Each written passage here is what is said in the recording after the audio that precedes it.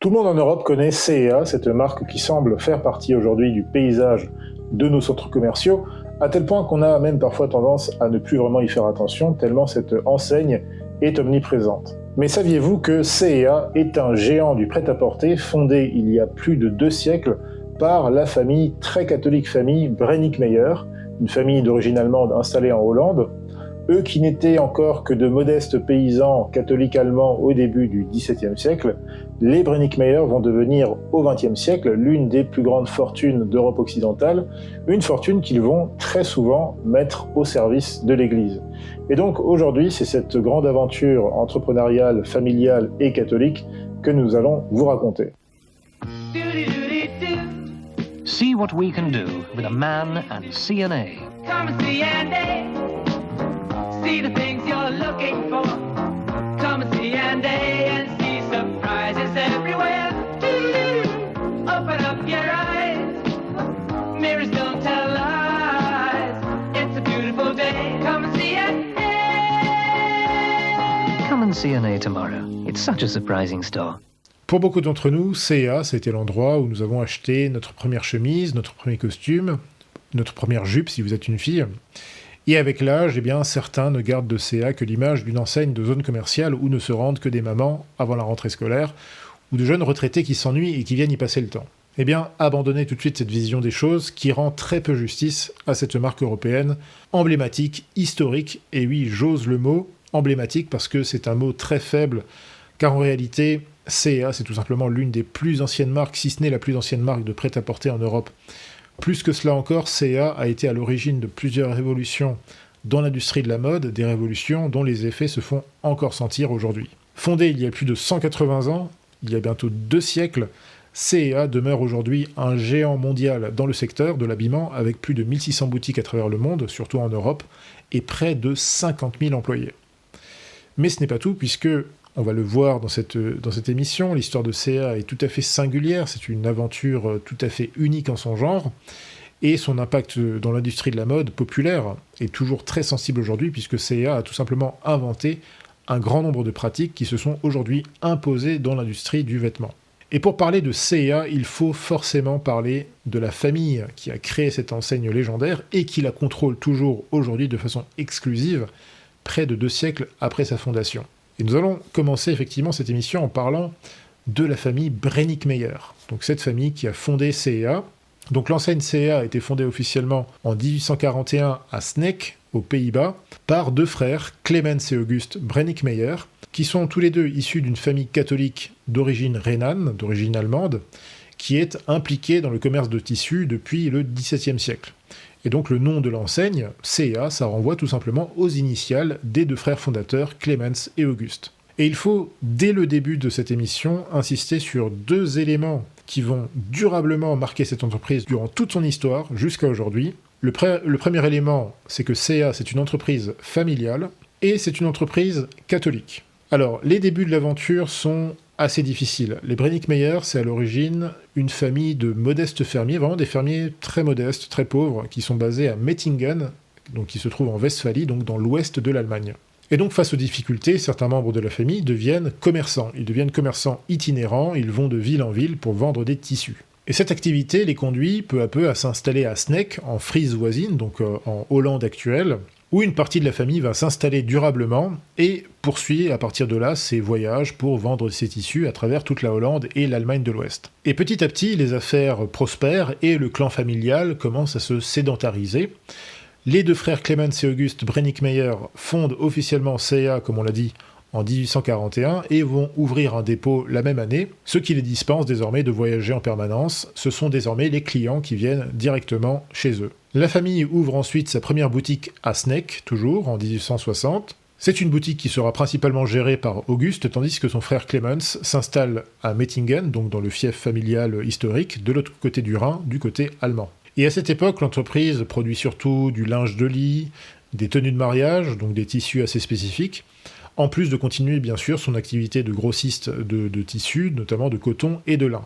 Et les 2 frères Clemens et Auguste s'aperçoivent à cette époque-là du potentiel d'un nouveau marché qui est rendu possible par les développements technologiques de l'industrie textile, donc au milieu du 19e siècle, Et ce nouveau marché, c'est le prêt-à-porter. En 1851 apparaît la première machine Singer, donc la machine à coudre, la fameuse emblématique machine à coudre, qui va permettre à des centaines de petits boutiquiers, de petits artisans, de se lancer dans la confection de vêtements, mais à une échelle un peu plus industrielle. Car en effet, il faut se rappeler que vers la fin du 19e siècle, la mode reste généralement le privilège des classes aisées. Et quand j'utilise le terme de mode, c'est-à-dire que les gens à cette époque-là, les gens qui veulent effectivement pouvoir changer de vêtements, de tenues, pas tous les 4 matins quasiment, mais en tout cas tous les mois, comme on le fait aujourd'hui finalement, à cette époque-là, c'est quand même un luxe qui est réservé à une classe particulière de la société, notamment les classes les plus aisées. Parce qu'à cette époque-là, il n'existe pas de production de vêtements prêt-à-porter pour le grand public, comme c'est le cas aujourd'hui. À cette époque-là, ça se passe généralement de la façon suivante. Les boutiques exposent quelques modèles, alors soit dans leur vitrine, soit en catalogue, et en fait le client vient faire son choix, le client fait une commande, il dit voilà je veux tel modèle tout simplement, et donc les vêtements sont ensuite confectionnés sur mesure l'un après l'autre en fonction des demandes des clients. Et donc bien sûr à cette époque-là, le citoyen de base, le prolétaire, l'ouvrier, le paysan, le petit salarié, généralement n'a pas vraiment les moyens de suivre la mode telle qu'on l'entend aujourd'hui. Pour un citoyen ordinaire de cette époque-là, on va posséder 1, 2, 3 costumes au maximum qu'on va garder généralement toute l'année, et même pendant des années, jusqu'à ce qu'on ait les moyens tout simplement de s'en acheter un autre, parce que ça coûte quand même cher. À cette époque-là, encore une fois, on est plutôt sur du sur-mesure, et donc voilà, on n'a pas vraiment les moyens de suivre la mode telle qu'on l'entend aujourd'hui. Et C&A va complètement révolutionner le marché de la mode à cette époque-là. Donc après avoir ouvert de nouvelles boutiques aux Pays-Bas dans les années 1890, dont une notamment à Amsterdam en 1891, les deux frères Brenninkmeijer décident de se lancer dans la confection et dans la vente de prêt-à-porter masculin. Mais on va le voir, ce sont leurs descendants directs qui vont véritablement faire de C&A le géant qu'on connaît aujourd'hui. Les deux frères Clemens et Auguste meurent respectivement en 1902 et en 1892, et ce sera le plus jeune fils de Clemens, Bernard Joseph, qui va véritablement transformer l'entreprise familiale en géant du prêt-à-porter. L'approche de Bernard Joseph est totalement novatrice à cette époque-là, puisque C&A sera la première entreprise du monde à proposer des articles de mode abordables pour le commun des mortels, avec des tailles standardisées et des prix fixes, afin de toucher le maximum de monde tout en proposant la meilleure qualité possible. Et on peut même dire que d'une certaine manière, les Brenninkmeijer vont réaliser une véritable révolution sociale. Pour la première fois, le simple citoyen, l'ouvrier, le petit salarié, le paysan, la mère de famille modeste, peut s'habiller dignement et à la mode du jour sans avoir à se ruiner. Et dès ses débuts, en fait, Bernard Joseph adopte une stratégie commerciale audacieuse et assez radicale, c'est-à-dire qu'il propose les prix les plus bas en réduisant ses marges brutes, et il les rattrape justement sur le volume global des ventes. En fait, son principe, c'est vraiment de réduire sa marge bénéficiaire et en tout cas de se focaliser sur un volume plus important des ventes pour augmenter son bénéfice net. Il produit tout en masse, par avance, avec des tailles standardisées, ce qui permet effectivement d'avoir des volumes très gros et donc de réduire ses coûts de cette façon-là, et d'attirer effectivement une large clientèle qui est demandeuse à cette époque-là, surtout que, bien sûr, vous avez le développement d'une classe moyenne de plus en plus importante qui, évidemment, est en demande de tels produits à la mode, mais abordables. Et bien sûr, le succès est au rendez-vous, l'expansion est assez rapide, puisque dans les années 1910-1920, C&A ouvre ses premières boutiques en Allemagne et au Royaume-Uni. Rien qu'aux Pays-Bas, C&A possède déjà plus d'une dizaine de boutiques, et dans les années 30, C&A commence à produire des publicités pour le cinéma et pour la radio. Et là, une autre petite révolution, C&A sera également l'une des premières enseignes à ouvrir des magasins en libre service dès 1941, ce qui ouvre en fait la voie au modèle de boutique physique tel qu'on les connaît aujourd'hui, c'est-à-dire une boutique où le client se balade dans les rayons, sélectionne ses vêtements, et puis en fait passe à la caisse pour régler ses achats. Encore une fois, c'est un modèle qui n'existait pas vraiment, en tout cas pas dans le domaine du vêtement, jusqu'au début, on va dire, des années 30-40. Donc c'est vraiment C&A, en tout cas en Europe, qui lance ce modèle de façon massive. Après la Seconde Guerre mondiale, l'entreprise commence à s'exporter hors de l'Europe. En 1948, elle ouvre ses premières boutiques aux États-Unis, Mais il faut le dire, alors c'est pas très important ici, mais l'aventure américaine, en tout cas pour ce qui est des États-Unis, ne va vraiment jamais trop marcher pour CA. C'est plus sur le marché européen, évidemment, et aussi un petit peu sud-américain que CA va devenir vraiment une enseigne extrêmement populaire. Et justement, les années 60 jusqu'aux années 80 à peu près, c'est vraiment la période d'expansion considérable de CA. L'enseigne s'impose vraiment dans le paysage des centres-villes européens. CA débarque en Belgique en 1963, en France c'est en 72, en Espagne en 73. C'est une époque aussi où CA devient en fait quasiment tendance, enfin devient carrément tendance, s'associe avec des grands designers de l'époque du genre Twiggy, qui était très réputé à la fin des années 60. Plus tard, dans les années 80, Yves Saint Laurent et Karl Lagerfeld vont aussi travailler pour CA. Et donc les années 60, c'est vraiment les années vraiment très fastes pour CA. CA devient une enseigne très populaire. Alors qui reste fidèle bien sûr à ses principes, qui sont la qualité, les tailles standards et les prix bas, donc vraiment l'idée d'être une marque populaire mais à la mode. Et elle va inventer, enfin là encore il y a une autre invention de CA, mais qui là encore est tout à fait révolutionnaire, c'est que CA invente une stratégie qui va être reprise des années plus tard par des enseignes comme H&M, Zara ou plus récemment Shein par exemple. Cette stratégie consiste à copier ou à s'inspirer des modèles haute couture et à les revendre à des prix beaucoup plus modique bien sûr, en magasin. Et donc cette formule est un énorme succès, la marque devient vraiment branchée dans les années 60-70 et développe des collections qui vont vraiment être spécifiquement destinées à la jeunesse. Ce qui là encore est une chose assez nouvelle, puisque finalement il y avait une mode standard en quelque sorte pendant très longtemps jusque-là, mais voilà, bien sûr les années 50-60 c'est le début de la contre-culture. Vous avez toute cette génération boomer, effectivement, donc qui à cette époque-là, à 18 ans, c'est l'époque des yéyés, des blousons noirs, ou de tout ce que vous voulez, des hippies plus tard, du rock'n'roll, bref, vous voyez un peu l'ambiance de l'époque. Et donc il y a un nouveau public, en fait, une nouvelle génération qui a des codes particuliers, ce sont les codes de la contre-culture. Et là, c'est aussi une époque où il y a un paradoxe chez CA, et on va le voir plus tard à quel point c'est paradoxal, parce que comme je vous l'ai dit, vous l'avez compris, c'est le but de cette émission, la famille Brenninkmeijer est une famille très catholique. Très catholique. Vous allez voir jusqu'où ça va, en fait. Mais je vais le détailler plus tard. Mais là, il y a un peu un paradoxe, parce que CA va notamment, forcément, vendre des mini-jupes, vendre tous les vêtements, en fait, qui sont très à la mode, les bikinis et tout ça. Les vêtements qui sont très à la mode dans les années 60, qui deviennent très populaires, mais qui sont effectivement immoraux, qui sont condamnés aussi par le Saint-Office, par les papes de l'époque, notamment Pie XII, qui était très attentif à ces questions-là, par aussi beaucoup de théologiens, beaucoup d'observateurs. Il y a, j'ai vu récemment des images d'archives, effectivement, de réactions, donc ça se passe en Allemagne, dans le sud de l'Allemagne, de gens, de citoyens, de simples badauds qu'on interroge dans la rue. On leur pose des questions justement sur la mini-jupe, sur les nouvelles modes, les nouveaux comportements et tout ça. Et les gens sont absolument furieux à l'époque. Ils sont furieux, ils se disent mais vous vous rendez compte, qu'est-ce que les gens vont dire de nous à l'étranger quand ils voient nos femmes s'habiller comme ça, c'est absolument honteux, c'est une honte pour l'Allemagne, etc.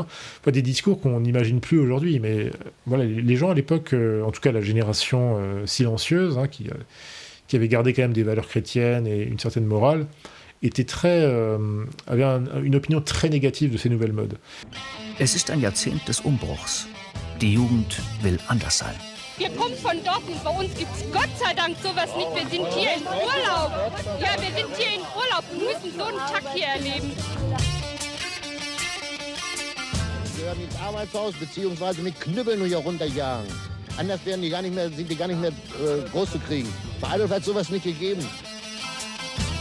Und wenn er nicht bald verschwindet, dann nehme ich die Streichel, dann brenne ich die Haare ab. Früher hat man sowas verbrannt. Mode als Ausdruck einer neuen Freiheit. Für viele Ältere ein Skandal, der Minirock. Wer in der Öffentlichkeit zu viel nackte Haut zeigt, bekommt Ärger mit der Polizei. Dass man sich in die Öffentlichkeit wagt, in dieser Aufmachung, ist ja eine Sünde und Schande für uns. Eine vatikanische Zeitung warnt die Jugend vor dem Verderben. Wenn dereinst die 4 apokalyptischen Reiter beim Weltuntergang Tod und Schrecken bringen, dann würden sie dabei Bikinis tragen. Mais malgré ça, bien sûr, les affaires sont les affaires, donc là, il y a une espèce d'hypocrisie, enfin de paradoxe chez CA, chez la famille Brenninkmeier, parce que ça va pas tellement les déranger finalement de faire énormément d'argent en vendant effectivement ces vêtements, cette nouvelle mode, ces nouvelles modes païennes, comme le disait Pie XII. Alors peut-être que les Brenninkmeier étaient à l'époque saisis par la nouvelle Pentecôte de Jean XXIII, par l'esprit du Concile Vatican II. Il est exact, on le sait tous, qu'il y a eu une espèce de révolution spirituelle qui s'est passée à ce moment-là. Donc voilà, malgré tout, ils acceptent de vendre ces mini-jupes, ces bikinis aux masses féminines en demande. Et ce qui est, là où je dis que c'est paradoxal, c'est pas seulement qu'eux-mêmes sont catholiques, mais c'est que, on va le voir plus tard, les Brenninkmeier appliquent un code moral, non seulement au sein de leur propre famille, mais aussi à leurs employés. C'est-à-dire que les employés, à cette époque-là, n'ont pas le droit de porter des mini-jupes, tout ce qui va contre le code moral catholique. Par contre, ça ne les dérange pas de vendre effectivement des mini-jupes. Donc il y a un côté un petit peu paradoxal, hypocrite, mais bref. En tout cas, c'est l'époque. Et donc l'entreprise connaît son apogée dans les années 60-70, les publicités sont partout, et elles vont vraiment marquer l'imaginaire des clients de l'époque. La marque domine en fait complètement le marché dans les années 70, parce qu'en fait il n'y a pas de concurrence, il n'y a tout simplement pas de concurrence à cette époque-là, il n'existe pas de H&M, il n'existe pas de Zara ou de Mango, de choses comme ça, pas de Primark non plus. Ils ont tellement de succès qu'ils sponsorisent la Coupe du Monde en 74, ils sponsorisent Eddy Merckx en 78, enfin voilà, c'est vraiment les années fastes. Alors ces années fastes vont continuer effectivement jusque dans les années 90. Les années 70-90, c'est vraiment une époque d'expansion, puisqu'ils commencent à se lancer sur de nouveaux marchés, comme le Brésil notamment, où il reste très populaire aussi, mais aussi dans le reste de l'Europe, en Suisse, au Luxembourg, en Autriche, au Portugal, etc. etc. Bien sûr aussi en Allemagne de l'Est, qui s'ouvre effectivement à partir de 91. Au Mexique également, c'est un autre marché qui a été longtemps important pour CA. Mais cependant, c'est une apogée, donc par définition, c'est aussi un peu le début d'un certain déclin, en tout cas d'un ralentissement, puisque effectivement, après la popularité des années 60-70, la marque commence à avoir du mal à se positionner correctement. C'est une question aussi de ligne esthétique, j'ai envie de dire, puisque pendant longtemps, ils ont été finalement des représentants du style que j'appelle BCBG populaire. C'est-à-dire que c'est pas le BCBG que je trouve un peu vulgaire ou tape à l'œil, qui associait plutôt une certaine mode des années 80-90. Mais au contraire, comme on l'a vu, CA a été au centre d'une espèce de révolution sociale dans le monde de la mode, dans les années 1920 notamment, en apportant justement cette nouveauté du prêt-à-porter, et même, qu'ils ont commencé largement avant, dans les années 1890 déjà. Et ce prêt-à-porter, bien sûr, pendant longtemps, était finalement représentatif d'un certain classicisme. C'était des costumes, des chemises, des choses assez classiques. Alors que dans les années 70, ils prennent plutôt ils se mettent plutôt du côté de la révolution, de la contre-culture, en termes de vêtements, en termes d'esthétique. Et dans les années 80-90, on sent que ils sont un peu entre les deux. Stylistiquement, ils ont du mal à se positionner. La marque est critiquée pour la baisse de qualité de ses vêtements de temps en temps. Parfois, elle est critiquée parce que, justement, on juge qu'ils deviennent trop sages, alors que dans les années 60-70, ils étaient plutôt symboles d'un certain esprit un peu jeune, contre-culture, tout ça. Et pire encore, la culture populaire commence à lui attribuer une image de marque un peu ringarde, notamment à partir des années 80, puisque en 1980, vous avez le fameux groupe anglais The Specials, pour ceux qui connaissent, un groupe de ska assez connu, même légendaire en Grande-Bretagne, qui va sortir une chanson qui s'appelle Man at C&A. Donc l'homme de CA, l'homme qui s'habille chez CA. À la base, la chanson, si vous l'écoutez, alors c'est pas la meilleure chanson des Specials, ils en ont fait des meilleures quand même, mais c'est une chanson en fait qui, vous savez, les Specials, c'est vraiment l'esprit working class, l'esprit skinhead authentique, l'esprit rude boy typiquement britannique. Donc en fait, c'est juste une chanson où l'homme qui s'habille chez CA, c'est en fait l'homme ordinaire, c'est le prolétaire de base ou l'homme de la classe moyenne qui est un petit peu désemparé face aux grandes puissances, à la corruption des politiciens, etc. Cette chanson, elle parle plutôt de ça, donc c'est pas du tout péjoratif, mais malgré ça, c'est une expression qui va rester dans un sens péjoratif à partir de cette époque-là, où du coup, Man at C&A, l'homme de chez CA, c'est vraiment l'homme qui s'habille de façon, avec un style un peu terne, qui s'habille de façon maladroite, qui s'habille de façon pas très sophistiquée, avec des habits un peu cheap. C'est un peu comme si, finalement, voilà, on désignait quelqu'un qui s'habille chez Primark ou chez Jules ou chez Brice. Bon, désolé si vous y habillez, hein, c'est pas non plus un jugement de valeur. Mais voilà, c'est juste la connotation un peu péjorative qu'on colle à la marque à cette époque-là. Mais voilà, c'est sans doute c'est sans doute quelque chose qui est un peu injuste pour C&A, parce que finalement, c'est une marque qui est toujours restée très qualitative. Mais ça désigne quand même les difficultés de l'enseigne de l'époque et ses difficultés justement à se positionner en termes d'image de marque. Et donc, dans les années 90, C&A, qui a été le pionnier du prêt-à-porter, est tout d'un coup débordé par une concurrence de nouveaux venus, très agressifs, des enseignes qui sont positionnées en fait plus ou moins sur le même segment, donc finalement une marque d'entrée de gamme, moyen de gamme, donc des marques comme H&M, Zara, New Look, Topshop, Primark aussi d'une certaine façon, donc qui débarquent dans les années 90, alors qui existent déjà pour certains d'entre eux qui existaient avant, mais qui commencent vraiment à devenir très importantes dans les années 90. Aujourd'hui, voilà, clairement, ce sont des marques qui ont pris une grande importance sur le marché européen de façon générale et même dans le monde entier. Et puis vous avez aussi même la grande distribution qui se met à proposer des vêtements dans ces rayons, ce qui n'était pas le cas du tout avant aussi. Dans les années 90-2000, c'est aussi l'époque où vous avez des grandes enseignes généralistes, du genre Tesco, Asda, bon ça c'est plutôt au Royaume-Uni, mais par exemple en France, je sais pas moi, Auchan, Leclerc proposent des espèces de lignes de vêtements, alors qu'ils sont extrêmement cheapos, qui sont souvent assez moches. Pas toujours, d'ailleurs, des fois c'est assez correct, mais voilà. Donc tout ça pour dire que vous avez une concurrence qui vient sur ce segment, alors que pendant très longtemps, en fait, C&A avait quasiment un monopole. Et donc cette perte de vitesse, qui sera passagère finalement, n'était pas forcément due à une mauvaise politique commerciale, mais avant tout aux évolutions du marché. Voilà, comme je l'ai dit, pendant très longtemps, ils étaient quasiment seuls, et maintenant, ils font face effectivement à un marché de plus en plus concurrentiel. Et puis, bien sûr, C&A plaçait ses boutiques historiquement dans des immeubles entiers, parfois, qui étaient souvent situés dans des centres-villes historiques, sur des grands boulevards, dans les grandes capitales. Alors, bien sûr, ce positionnement était idéal, mais il avait un coût, évidemment, même si, ça va leur profiter au fil du temps, puisque, on va le voir plus tard, la famille Brennink-Meyer, C&A, c'est juste une partie de l'empire Brennink-Meyer. Ils ont aussi un empire immobilier qui est dû, justement, à tous les actifs qu'ils ont accumulés au fil des années, qui étaient en fait leurs anciens magasins, souvent. Et ce sont souvent des immeubles 19e siècle, de très beaux immeubles, belle époque, etc. Donc, qui sont effectivement très valorisés, très valorisables aujourd'hui, bien sûr.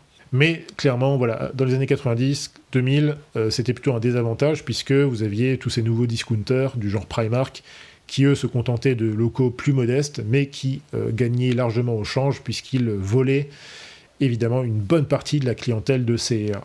Et donc dans les années 2000, c'est là où on voit vraiment ce ralentissement, qui se matérialise, puisque l'entreprise va se mettre à fermer des boutiques. Enfin, ils n'ont pas le choix, ils doivent fermer plusieurs boutiques, et même un nombre considérable de boutiques, dans beaucoup de pays, d'ailleurs, dans des pays où ils avaient une place, ils étaient implantés de façon historique.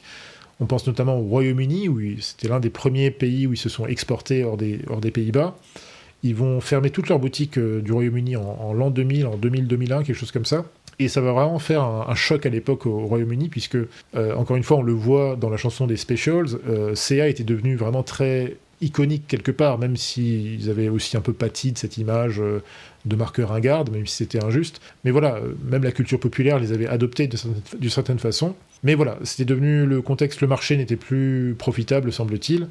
Ils avaient quand même plus d'une centaine de boutiques au Royaume-Uni, et ils ont dû donc mettre à la porte, ils ont dû mettre à pied tout simplement 4800 employés. Donc ça, même malgré la situation, ça vous donne quand même une idée de l'ampleur, de la taille considérable de cette entreprise, rien qu'au Royaume-Uni quand même. Donc voilà, c'était quelque chose qui a beaucoup marqué les Anglais à cette époque-là, qui ont beaucoup regretté finalement la disparition de Coats and Hats, c'est un peu le surnom qu'ils donnaient à C&A. Alors ce retrait a aussi permis C&A de s'implanter sur des marchés nouveaux, la Chine, l'Europe de l'Est notamment, la Pologne, la Hongrie, la Russie, etc. Donc finalement, même s'ils perdent des boutiques sur certains marchés historiques, ils en gagnent sur d'autres. Donc finalement, c'est pas qu'ils sont vraiment en période de régression, mais ils stagnent, ils ne progressent pas spécialement, ils changent un petit peu de marché, quoi. Ils s'adaptent finalement au contexte. Donc bien que C&A se soit retiré de certains marchés au cours des années 2000, eh bien, elle reste aujourd'hui encore une enseigne majeure de l'industrie de la mode, notamment en Europe. Comme je le disais en introduction, C&A emploie encore aujourd'hui 50 000 employés à travers le monde, possède encore 1600 boutiques physiques dans une vingtaine de pays. Encore une fois, surtout en Europe, bien sûr. En Allemagne, C&A est très implanté, c'est là où il y a le plus de boutiques, il y a à peu près 400 boutiques. Si vous allez en Allemagne, dans n'importe quelle ville de plus de 20 000 ou 25 000 habitants, c'est quasiment sûr qu'il y a un C&A. Alors ce qui est intéressant, c'est que C&A a été l'une des premières marques de prêt-à-porter, peut-être même la première, à ouvrir son propre site internet, qu'elle va ouvrir, je crois, vers 97-98, même si elle va vraiment commencer à lancer ses activités en ligne, donc à développer une stratégie de shopping en ligne, surtout dans les années 2000, mais là encore, c'est assez remarquable, parce que on voit que ce qu'il y a vraiment de particulier avec C&A, c'est qu'au-delà de sa longévité, de sa structure très familiale, là encore, on va le voir, c'est absolument incroyable. Ce qui est remarquable avec cette entreprise, c'est la capacité de ses dirigeants à toujours avoir été avant-gardistes. Puisqu'on a vu qu'ils ont été avant-gardistes dans le prêt-à-porter, clairement, ils ont été quasiment le premier géant du prêt-à-porter en Europe. Ils ont été avant-gardistes dans l'apparition des boutiques en libre-service, et ils ont été précurseurs dans le développement d'une industrie du textile, d'une industrie de la mode, qui soit conforme à un certain commerce éthique, à une certaine vision écologique et morale des choses. Donc ils vont mettre en place un certain nombre de choses dès la fin des années 80, et là c'est quand même assez remarquable, parce qu'aujourd'hui, évidemment, beaucoup de gens critiquent à juste titre certains aspects de l'industrie de la mode, surtout ce qu'on appelle la fast fashion. Donc il y a vraiment des problèmes non seulement au niveau du consumérisme effréné, et aussi de l'offre justement, toujours de plus en plus cheap, mais aussi avec des produits finalement qui posent beaucoup de questions en matière environnementale, et en matière de conditions de travail. Donc, alors il y a deux aspects, l'aspect environnemental, il faut savoir que voilà, il y a les marques notamment, c'est notamment le cas de Shein, mais aussi de beaucoup d'autres marques, on va dire, d'entrée de gamme, ou voire de bas de gamme, ce sont très souvent des vêtements faits à base de polyester. Or, le polyester est l'une des principales causes de pollution, notamment des mers, des océans et des cours d'eau, mais surtout des océans, où on retrouve notamment tous les microplastiques qui viennent justement des vêtements en polyester. Et alors pour moi, malgré le fait que je sois un enfant des Vosges du Nord, j'ai aussi un attachement au golfe de Guinée. Voilà, j'ai aussi connu, et je connais encore bien sûr, les plages, les belles plages du golfe de Guinée. Et voilà, forcément, je suis aussi très touché, en fait, si vous voulez, par cette question environnementale, parce que voilà, ces plages-là, qui étaient magnifiques il y a encore 20 ans, sont aujourd'hui couvertes de plastique, c'est absolument dégueulasse. C'est pareil sur l'île Maurice, d'ailleurs, il y a les mêmes problèmes au niveau de l'océan Indien. Voilà, c'est un problème qu'on retrouve finalement à peu près partout dans le monde, et puis qui se retrouve aussi, enfin qui pose des problèmes aussi du point de vue de l'alimentation, surtout pour la consommation de poissons par exemple, puisque là encore il y a des quantités astronomiques de poissons dans l'océan qui forcément gobent à longueur de temps, à longueur de journée, des microplastiques. Donc là encore c'est extrêmement problématique d'un point de vue environnemental et aussi du point de vue de l'alimentation humaine. Et puis vous avez la question bien sûr des conditions de travail, on l'a vu encore récemment ces dernières années avec la question très particulière, donc des fameux Ouïghours, enfin la question de savoir si oui ou non la Chine exploitait ou avait réduit en quelque part en esclavage certaines de ces populations-là, notamment les faisant travailler dans des usines, notamment de textile.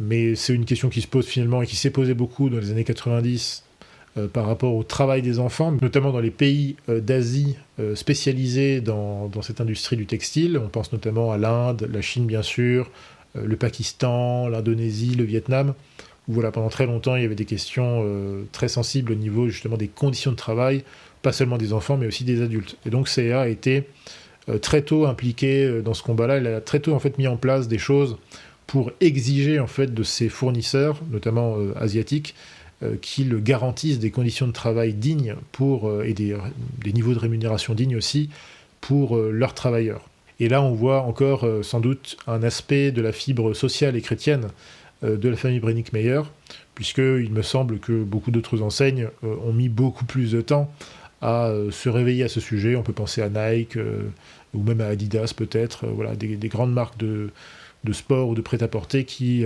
étaient aussi très critiqués à cette époque-là par rapport à cette question. Donc c'est tout à leur honneur que d'avoir été également précurseurs dans ce domaine. Et maintenant, nous allons passer évidemment à l'aspect le plus particulier et le principal aspect finalement, l'aspect essentiel de cette aventure CA, la famille Brenninkmeier, ou que dis-je, l'empire Brenninkmeier, et c'est surtout le caractère de cette famille. C'est une famille catholique, radicalement catholique. Donc comme je l'ai souligné dans l'introduction, dès ses débuts, CA, c'est une entreprise résolument familiale et catholique, dont le fonctionnement est encadré de façon très particulière, on va dire ça comme ça. Donc premièrement, cette ligne de conduite, cette vision clanique et catholique, elle remonte vraiment aux origines de CA. La famille Brenninkmeier, dès le départ, c'est une famille catholique allemande, rhénane. Ça me parle beaucoup puisque mes ancêtres, à moi, sont aussi rhénans, je suis rhénan moi aussi. Mes ancêtres, alors eux, ils étaient installés à Cologne, mais finalement c'est la même région, hein, donc la Rhénanie, la Westphalie, la Frise orientale, etc. C'est une région, bien sûr, alors moi, mes ancêtres, justement, au XIIIe, ou surtout XIVe, XVe siècle, ce sont des gens qui travaillaient beaucoup, justement, dans le commerce de tissus, de vêtements précieux, etc.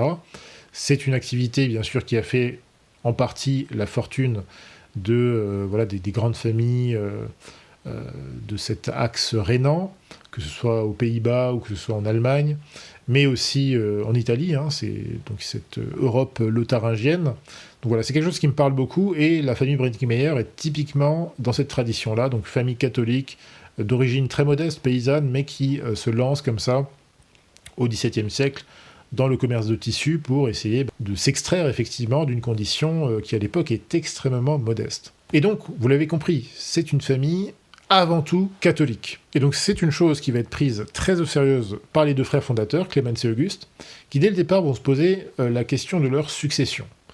Puisque chacun d'entre eux a 4 fils, donc ils ont 8 fils en tout, et ils se demandent en fait comment faire pour que l'entreprise puisse continuer à se développer tout en étant en capacité d'offrir une situation appropriée pour chacun des descendants. Il faut que chacun d'entre eux puisse travailler pour l'entreprise, s'épanouir et pouvoir dégager un revenu pour tout simplement fonder une famille, entretenir sa famille, etc. Et donc, les frères comprennent qu'il faut mettre en place un système hiérarchique, un code extrêmement strict pour que d'éventuels conflits ou des divergences de stratégie, des problèmes d'intérêt personnel, ne viennent contrecarrer l'entreprise et ne menacent effectivement de ruiner toute cette aventure familiale. Et donc, pour répondre à ces défis, pour relever ces défis, les deux frères Clemens et Auguste, que vont-ils faire ? Eh bien, ils vont littéralement éditer une espèce de code canonique pour leur famille. Et je ne plaisante pas, ils vont littéralement écrire un code qui s'appelle Unitas, parce que la devise en fait de la famille, c'est l'unité fait la force. Donc Unitas, bien sûr, un principe éminemment catholique. Et donc ils vont écrire cette espèce de règlement intérieur, mais qui c'est vraiment un code, hein, c'est quelque chose qui est respecté encore aujourd'hui par les descendants. C'est pas quelque chose qui est pris à la légère. C'est quelque chose qui définit vraiment CA et qui explique en grande partie pourquoi CA est devenue une entreprise avec autant de succès. Et donc dans ce code sont définis les principes de l'industrie familiale. Alors je vais vous donner quelques exemples. Alors on ne connaît pas forcément tous les aspects de ce code, puisque forcément il y a beaucoup d'aspects qui restent privés très certainement, mais on en connaît quelques grands principes. Par exemple, dès l'âge de 14 ans, les jeunes filles et garçons de la famille doivent faire un choix. Soit ils travaillent pour CA, et donc ils fondent une famille, etc. Donc voilà. Soit ils travaillent pour CA, soit ils rejoignent les ordres religieux. Voilà. Soit ils deviennent cadres ou employés de CA ou que sais-je, soit ils deviennent prêtres ou moniales ou sœurs religieuses, moines ou que sais-je. Voilà. Donc vous comprenez mieux quand je vous disais que c'est une famille éminemment catholique, c'était pas une plaisanterie. C'est quand même très clair. Ils ont littéralement un code qui dit soit tu bosses pour la famille, soit tu bosses pour l'église. Autre règle essentielle, seuls les hommes doivent gérer les questions commerciales et le management. Voilà. Donc ça c'est clair, fonctionnement patriarcal, on est sur une famille traditionnelle, c'est carré. Et en plus de ça, alors un autre aspect qui est complètement dingue, les deux frères inventent carrément une espèce de langage secret qui est transmis uniquement entre les membres de la famille et qui va en fait leur permettre de discuter des affaires sans se faire comprendre du monde extérieur. Donc par exemple, s'ils sont en discussion, avec un fournisseur ou un client important, ils ont une espèce de code comme ça où ils vont parler sans que la personne en face ne puisse comprendre à quoi ils font référence. Donc vous voyez à quel point ils vont quand même très loin. Et pour finir, alors bien sûr, hein, c'est évident à ce stade, tout membre de la famille qui veut s'investir dans l'entreprise, qui veut travailler pour CIA, doit obligatoirement être catholique, croyant et pratiquant bien sûr, les deux vont ensemble, on ne peut pas les séparer évidemment. Alors ça, c'était les principes de base qui avaient été édictés par les deux frères fondateurs. Certaines de ces règles se sont assouplies avec le temps, ou en tout cas se sont un petit peu adaptées, on va dire, voilà, l'évolution des choses.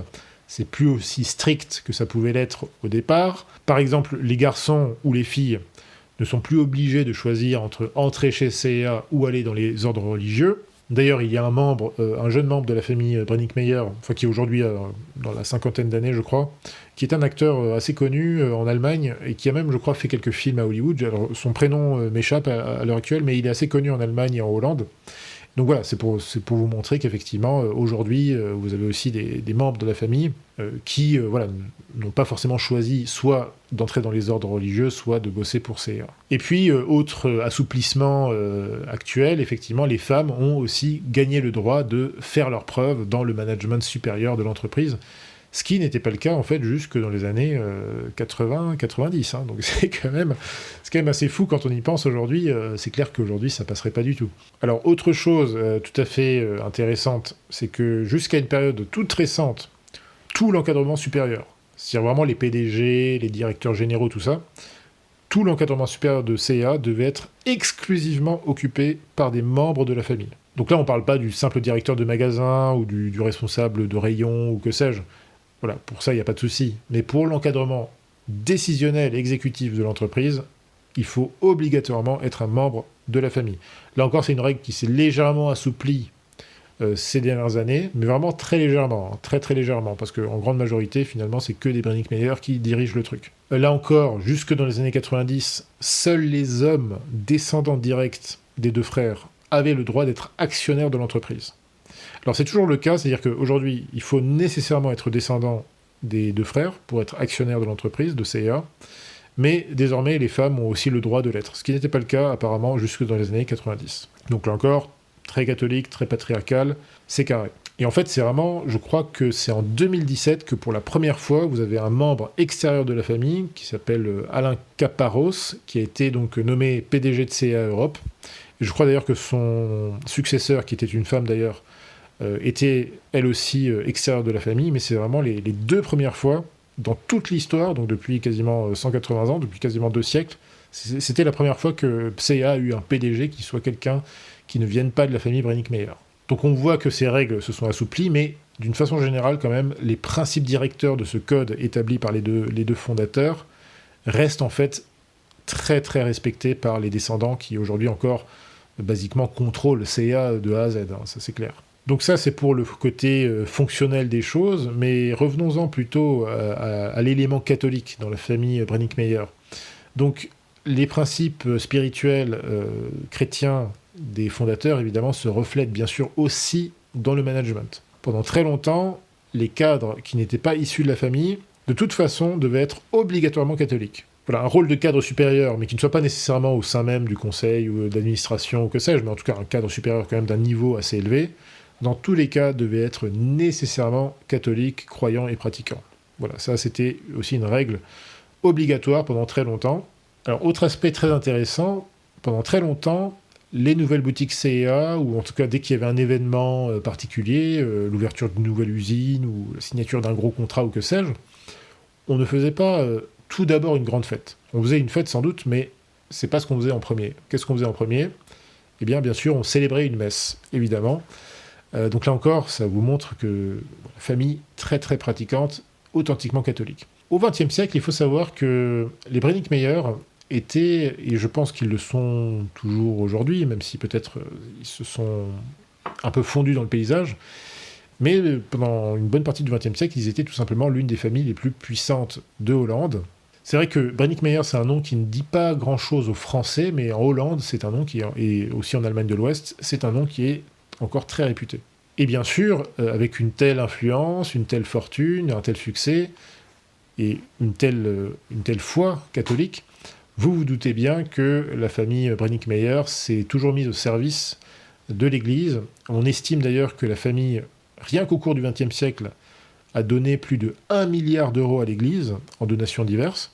Et aujourd'hui encore, ils respectent effectivement l'une des conditions de ce fameux code. Alors c'est pas seulement d'ailleurs une condition du code interne, hein, le fameux code Unitas de la famille, mais c'est en fait tout simplement le respect strict du code de droit canonique de l'Église. Donc ils font don tous les ans de 10% de leurs bénéfices à des œuvres de charité, catholiques surtout. Alors sans doute aujourd'hui ils font aussi des dons à des œuvres un peu plus diverses, mais historiquement c'était plutôt des œuvres de charité catholique. Donc voilà, tous les ans ils donnent 10% de leurs bénéfices à des œuvres de charité. Donc là encore, c'est tout à leur honneur et c'est encore une marque vraiment de leur catholicité.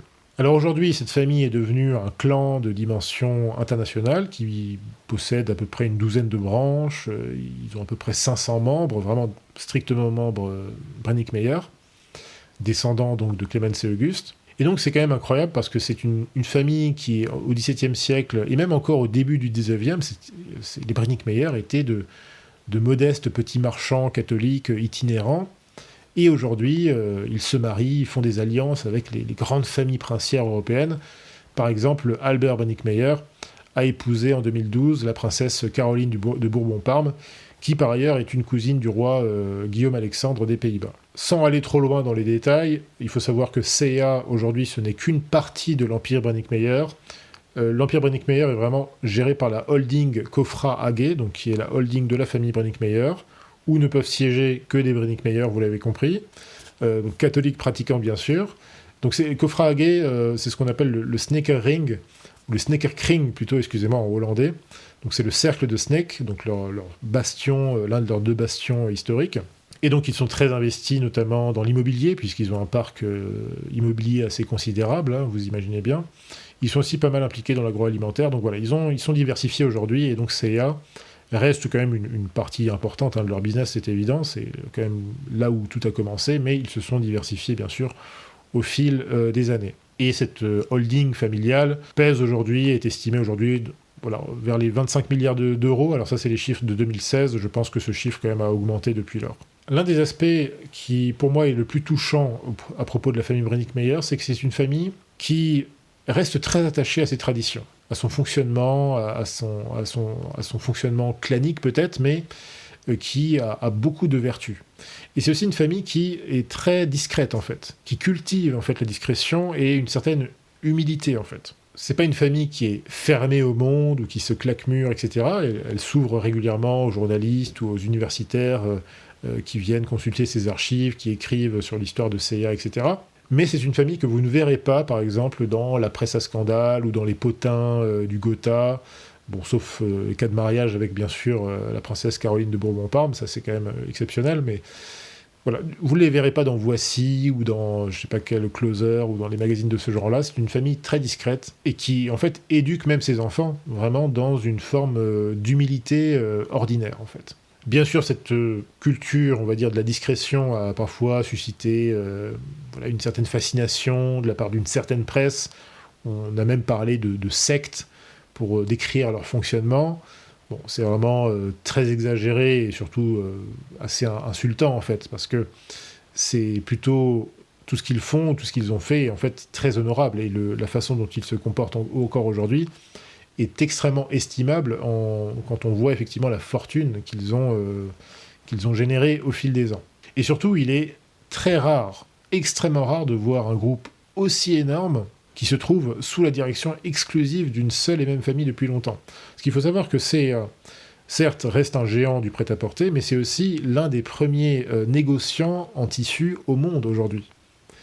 Donc c'est quand même un empire du textile qui reste contrôlé par une seule et même famille. Et ça a été possible uniquement grâce à cette tradition instaurée par les frères fondateurs, par cette discipline, par cette éthique.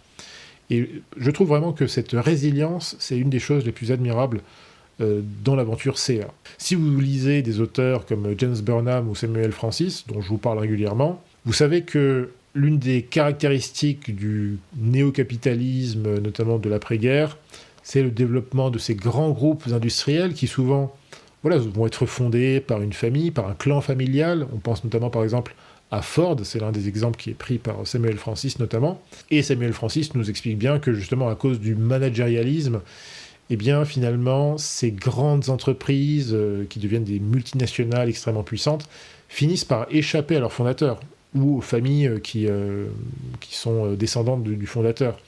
Et ces membres de la famille sont remplacés par des managers, par des experts, des gens qui vont petit à petit, voilà, occuper toutes les places de direction, toutes les places exécutives, toutes les places au sein du conseil d'administration.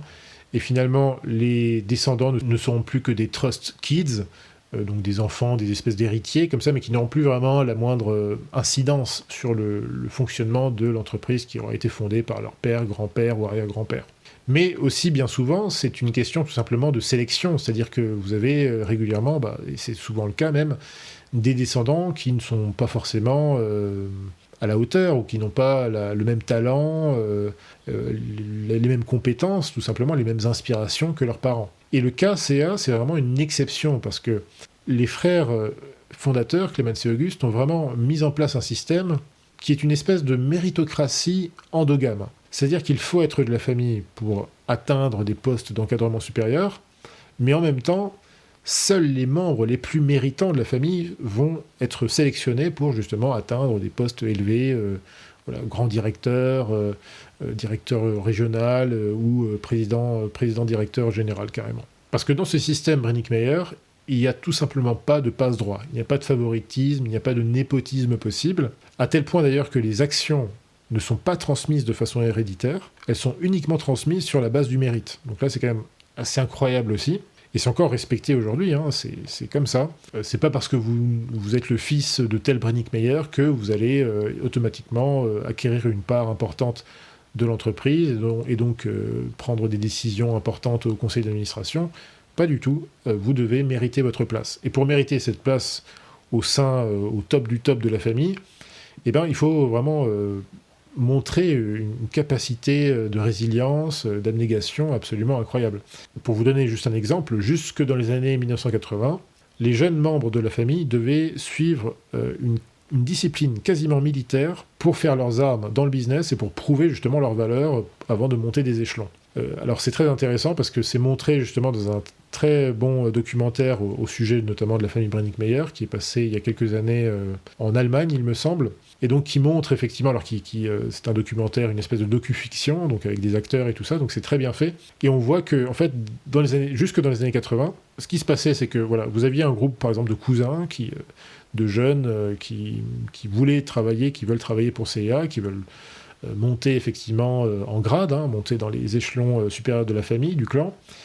Et bien en fait, ce qu'ils faisaient, c'est que donc, la famille, ou en tout cas l'organisation familiale, mettait ces jeunes dans un appartement commun, généralement qui se trouvait à proximité ou qui se trouvait dans le même immeuble qu'une boutique CA, où on les mettait au travail. Voilà, ils devaient travailler dans cette boutique, alors parfois à des postes très humbles en fait, simple vendeur, responsable de rayon, responsable de caisse ou que sais-je, ou travailler, je sais pas moi, dans un dépôt ou en logistique. Vraiment les faire commencer au bas de l'échelle pour qu'ils prouvent leur valeur et qu'ils montrent qu'ils peuvent aussi faire leurs preuves comme à peu près n'importe qui. Donc là aussi c'est très intéressant parce que certes, il faut être membre de la famille pour arriver au top, mais en même temps, on vous met finalement au même niveau que le simple employé dès le départ. Bien sûr, il va de soi que ces jeunes aspirants, en quelque sorte, devaient strictement respecter le code moral catholique. En fait, alors dans le documentaire, il montre que ces jeunes, donc, ils étaient mis donc, dans un appartement commun, et souvent, ils étaient sous la surveillance d'une sœur religieuse ou un truc comme ça, quoi. Donc, ils étaient encadrés non seulement physiquement, mais aussi moralement. Et donc, cette période d'apprentissage va très loin dans ses modalités, puisque ces jeunes-là ne pouvaient pas librement disposer de leur héritage ou même posséder leur propre voiture avant l'âge de 28 ans. Donc voilà, ils s'engageaient vraiment, il y a vraiment un côté sacerdotal finalement. On voit encore l'inspiration clairement catholique dans ce style de formation, de management. Et il est assez facile de comprendre les vertus de ce système, puisque clairement ce sont des jeunes qui techniquement ont des parents qui sont déjà assez riches, qui sont eux-mêmes des Brenninkmeier. Mais voilà, il n'est pas question pour eux de toucher leur héritage finalement avant d'avoir fait leurs preuves ou en tout cas avant d'avoir une certaine expérience de la vie, ce qui, à mon avis, peut éviter quand même beaucoup de drames où on évite de faire en sorte que des jeunes de 20 ans qui n'ont pas encore beaucoup de maturité se retrouvent comme ça avec des sommes assez importantes et fassent n'importe quoi avec. Donc ce sont des règles qui peuvent sembler assez dures, mais clairement on comprend facilement leurs valeurs et on comprend surtout comment cette famille a réussi à se maintenir à un tel niveau de performance, d'organisation pendant aussi longtemps. Encore une fois, c'est une boîte qui existe maintenant quasiment depuis 2 siècles. C'est absolument énorme. Malheureusement, il n'existe pas beaucoup de documentation sur CEA en français. La plupart des documents intéressants ont souvent été publiés en anglais, en allemand ou en hollandais, bien sûr.